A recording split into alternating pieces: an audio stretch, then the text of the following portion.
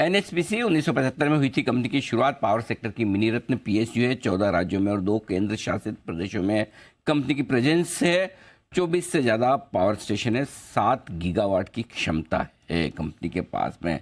और देश में जितने भी हाइड्रो इलेक्ट्रिक पावर कैपेसिटी है उसका 15% हिस्सा एनएचपीसी के पास है।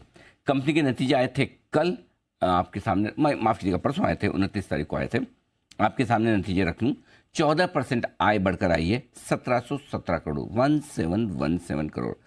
ईबिटा कामकाजी मुनाफा 56% बढ़कर 662 करोड़ पहुंचा है। मार्जिन में जबरदस्त सुधार 28% से बढ़कर 38% के पार पहुंचते हुए दिखे हैं और मुनाफा 2% बढ़ा है, 570 करोड़ के आसपास का आता हुआ दिख रहा। आइए मुलाकात करवाएं हम आपकी कोल इंडिया के डायरेक्टर फाइनेंस आरपी गोयल साहब हमारे साथ कार्यक्रम में शामिल हो रहे हैं, जो कि कॉस्ट ICW इंस्टीट्यूट के मेंबर रह चुके रह चुके क्या मेंबर हैं। राजस्थान यूनिवर्सिटी से आपने कॉमर्स में मास्टर्स की डिग्री ली है और एनएचपीसी में फाइनेंस का सर का 33 साल से ज़्यादा का गहरा अनुभव है। सर ऑपरेशनली नंबर्स बहुत अच्छे दिख रहे हैं। पहले तो गोयल साहब बहुत बहुत स्वागत है सर आपका, धन्यवाद हमें समय देने के लिए। नमस्कार सर। नमस्कार जी सर, नंबर्स बहुत ज़बरदस्त हैं। ऑपरेशनल परफॉर्मेंस मार्जिन 38% के पार। सर ये मार्जिन में इतना बड़ा कमाल कैसे हुआ, बताएं सर। सिंह साहब, हमारे केस में ये जो रॉ मटेरियल नहीं होता तो ये मार्जिन ज्यादा होता है। ओके। हमारे केस में केवल एम्प्लॉय कॉस्ट और फाइनेंस कॉस्ट और अदर एक्सपेंसिव होते हैं, तो इसलिए मार्जिन ज्यादा दिखाई देता है। लेकिन पिछले साल 28%, इस साल 38%, 10% बढ़ा है, तो कौन सी कॉस्ट कम हुई? हमारी एम्प्लॉय कॉस्ट कम हुई है, फाइनेंस कॉस्ट भी कम हुई है और हमारी थोड़ी जनरेशन भी बेटर है। ओके, तो चलिए कॉस्ट कम होने का फायदा साफ दिख रहा है। अब सर ये बताएं कि मार्जिन कितनी उम्मीद रखी जाए, कहाँ मेंटेन कर पाएगी एनएचपीसी? 40% यहाँ से भी और सुधर सकता है या ये ठीक है लेवल? इसी लेवल पर रहेगी। इसी लेवल पर रहेगी, चलिए बहुत बढ़िया है। अच्छा, दूसरा, आय आपका रेवेन्यू भी 14% बढ़ा है, हेल्दी ग्रोथ है। रेवेन्यू बढ़ने की वजह सर?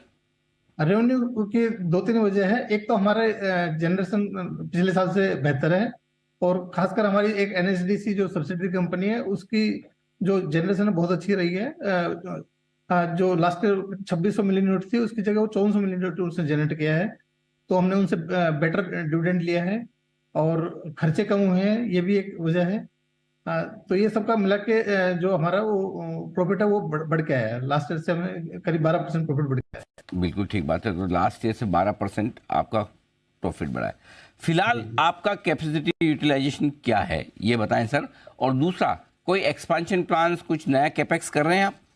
जी, हम इस साल 10,000 करोड़ का हमने कैपेक्स प्लान किया है और अगले 8 साल 10 साल में भी हम इसी रेंज में 8 से 9,000 करोड़ रुपए का एनुअल बेसिस पे कैपेक्स करेंगे। और जो कैपेसिटी एडिशन की बात है, अभी हमारे 7,000 के तरह की मेगावाट की जो कैपेसिटी है, इंस्टॉल्ड कैपेसिटी, वो 2027 तक हम इसको डबल से ज्यादा कर देंगे।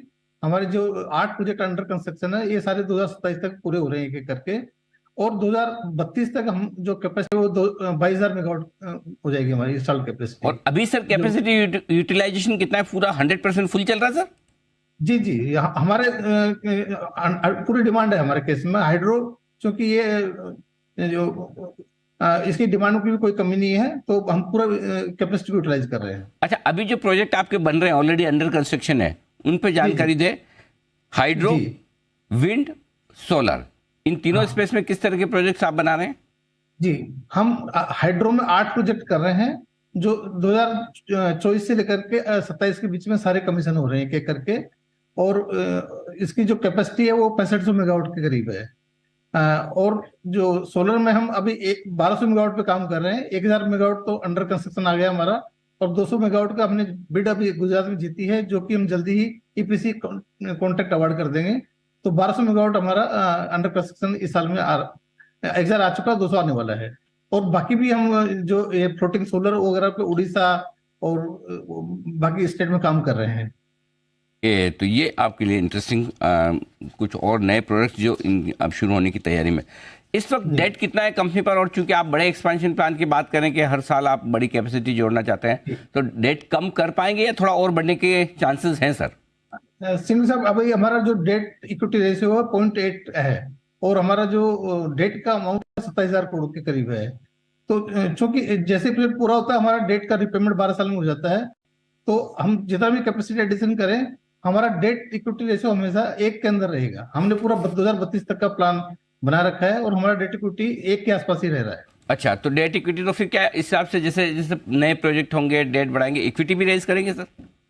इक्विटी के लिए हम जितना 30% इक्विटी हमें चाहिए होती है, जितना कैपेक्स करें, तो 10,000 करोड़ का कैपेक्स के लिए 3,000 करोड़ की इक्विटी हमें चाहिए। तो हमारा इंटरनल सोर्स से हमें सफिशिएंट रहेगी और इक्विटी रेज करने के लिए कोई जरूरत नहीं पड़ेगी। हाँ, तो कैश फ्लो आपके बड़े स्ट्रांग है और खुद क्योंकि आपके प्रोजेक्ट्स कमाई करें तो वहीं से काम आ जाएगा आपका पैसा आगे के एक्सपेंशन के लिए। गोयल साहब बहुत बहुत धन्यवाद सर, आपने समय दिया और एनएचपीसी के इन दमदार नतीजे पर आपने हमारे दर्शकों से बात की। Thank you so much sir. धन्यवाद। गोयल साहब जो डायरेक्टर फाइनेंस एनएचपीसी के बताते हुए इन नतीजों के बारे में, बहुत ही दमदार परफॉर्मेंस आई। एक बार जरा एनएचपीसी पे और ये सारी जो पावर जनरेशन कंपनियां जहां पर परफॉर्मेंस बहुत तगड़ी आती दिख रही है, अमरीश सर से एक बार राय ली जाए। सर बताएं क्या है व्यू आपका? स्पेशली हाइड्रो पावर प्रोजेक्ट्स पे मेरा व्यू काफ़ी पॉजिटिव है, क्योंकि इसका जो मशीनरी है इसका लाइफ स्पैन है नियरली 100 ईयर्स प्लस का लाइफ स्पैन है। और clearly this is green energy और एक्सपेंसेस मिनिमम है। और एक बार जब डेट रीपेमेंट हो जाता है उसके बाद जो कैश फ्लोज रहते हैं वो काफ़ी अच्छे रहते हैं। So it's a very good annuity play. तो मुझे लगता है कि whoever looking at very long term sort of investment, I think they should look at hydropower companies और NHPC उसमें से एक है।